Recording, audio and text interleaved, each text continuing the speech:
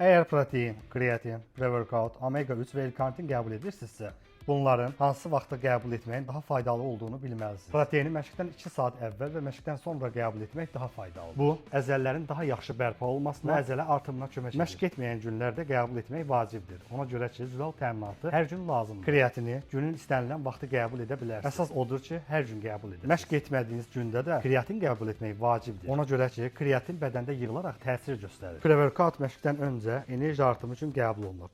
O, dözümlüyü artırmaq və fiziki limitlərinizi maksimuma çatdırmaq üçün məşqdən dərhal əvvəl qəbul edin. Omega 3-ü yeməkdən sonra qəbul edin. Ona görə ki, bu əlavə yağda həll olunur və sağlam yağlarla birlikdə daha yaxşı sovrulur. L-karnitin bədəndəki yağ ehtiyatlarını birbaşa hüceyrələrə daşıyaraq onları xalis enerjiyə çevirən güclü bir vasitədir. Bu əlavə həm yağ yandırma prosesini sürətləndirmək, həm də kardio məşqlər zamanı dözümlüyü artırmaq üçün idealdır. İdman qidaları haqqında daha ətraflı məlumat əldə etmək istəyirsinizsə, Atletaz mağazalarına yaxınlaşın.